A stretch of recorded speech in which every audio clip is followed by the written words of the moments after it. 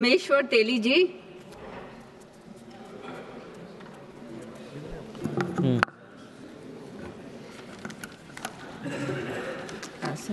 माननीय सभापति महोदय, मैं अपनी मातृभाषा असमिया में बोलना चाहता हूँ।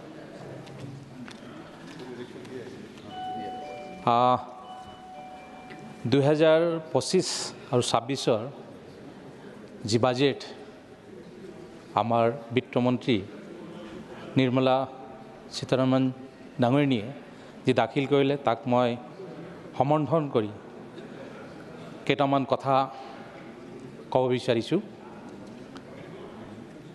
निर्मला सीतारमण डांगरिनी प्रथम एनेका वित्तमंत्री जे 8 बार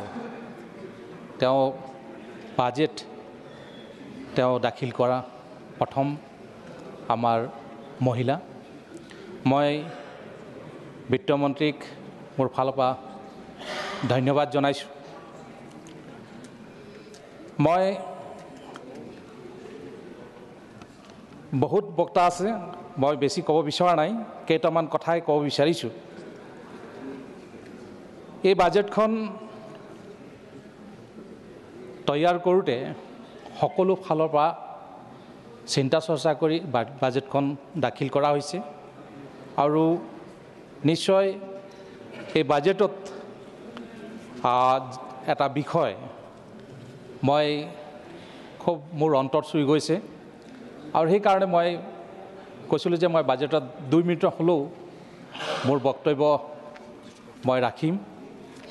মই ডিব্ৰুগড় লোকসভাৰ মই সাংসদ আছিলোঁ আৰু সাংসদ হৈ থাকোঁতে মোৰ যি নামৰূপ সাৰ কাৰখানা, এই সাৰ কাৰখানাটো বিভিন্ন ব্যক্তি, বিভিন্ন অনুষ্ঠান প্ৰতিষ্ঠান, বিভিন্ন জনৰ ডিমাণ্ড আছিল নামৰূপ সাৰ কাৰখানা হ'ব লাগে। আৰু ময়ো 10 বছৰ সাংসদ হৈ থাকোঁতে ময়ো এই বিষয়টো বহুতবাৰ আমাৰ পাৰ্লিয়ামেণ্টত মই উঠাইছিলোঁ, কিন্তু সম্ভৱ নহ'ল। কিন্তু এইবাৰ 2025-26 বাজেটত ইতিমধ্যে নামৰূপ সাৰ কাৰখানাৰ কথা উল্লেখ কৰা হৈছে। নামৰূপত সাৰ কাৰখানা হ'ব, তাৰ বাবে নিশ্চয় মই যথেষ্ট সুখী আৰু সেইকাৰণে 12.7 লাখ মেট্ৰিক টনৰ যি বাৰ্ষিক ক্ষমতাৰ এই উদ্যোগটো স্থাপন হ'ব।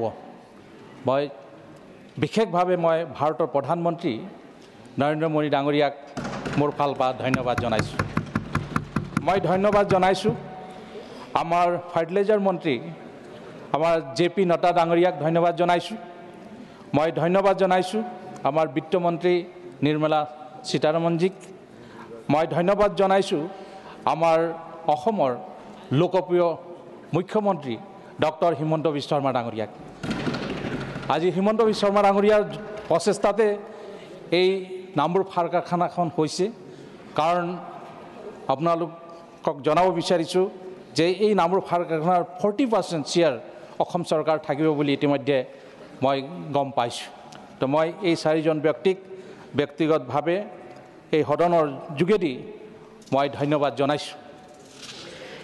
এই বাজেটত বহুত কথা কোৱা হৈছে।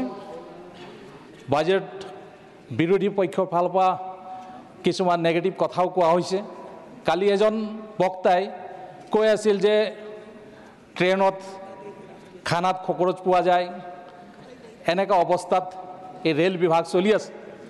হয়তো কংগ্ৰেছৰ দিনত চলা ট্ৰেইনত চলিছিল, সেইকাৰণে এই কথাটো কৈছে। কিন্তু আজিৰ তাৰিখত হয়তো ট্ৰেইনত উঠিছে নাই ক'ব নোৱাৰোঁ। এতিয়া বন্দে ভাৰত নিচিনা ট্ৰেইন ইতিমধ্যে চলিবলৈ আৰম্ভ কৰিছে। নিশ্চয় মই অনুৰোধ জনাইছোঁ সেই সাংসদজনক এবাৰ বন্দে ভাৰত ট্ৰেইনতো উঠি এবাৰ চাব লাগে যে বন্দে ভাৰত ট্ৰেইননো কেনেকুৱা ট্ৰেইন। তেনেকৈ এখন চৰকাৰে ইতিমধ্যে আমাৰ ভাৰত চৰকাৰ ৰেল বিভাগে কাম কৰিছে। অসমৰ কাৰণে যথেষ্ট কাম হৈছে। অসমৰ আমাৰ বিদ্যুতীকৰণ কৰা হৈছে, নতুন নতুন ট্ৰেইন দিয়া হৈছে। মই ধন্যবাদ জনাইছোঁ আমাৰ ৰেল মন্ত্ৰী ডাঙৰীয়াক।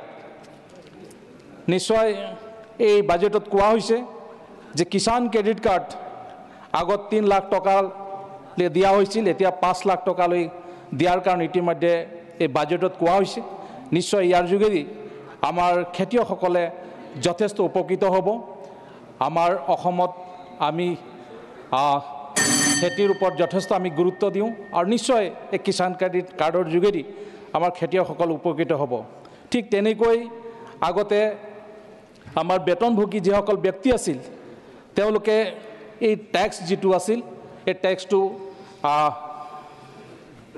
12 লাখলৈকে ইতিমধ্যে দিব নালাগে তেনেকুৱাও ব্যৱস্থা কৰা হৈছে এই আমাৰ বাজেটত মই ধন্যবাদ জনাইছোঁ আমাৰ বিত্তমন্ত্ৰীক তাৰ উপৰি ইতিমধ্যে আপোনাক গম পায় যে আমি 80 কোটি মানুহক ইতিমধ্যে ফ্ৰীত আমি ৰাচন দিয়াৰ ব্যৱস্থা কৰিছোঁ এনেকৈ অনেক কথা কোৱা হৈছে মই ধন্যবাদ জনাইছোঁ আমাৰ বিত্তমন্ত্ৰীক আৰু এই বাজেটক সমৰ্থন কৰি মোৰ বক্তব্য সামৰণি মাৰিছোঁ থ্যাংক ইউ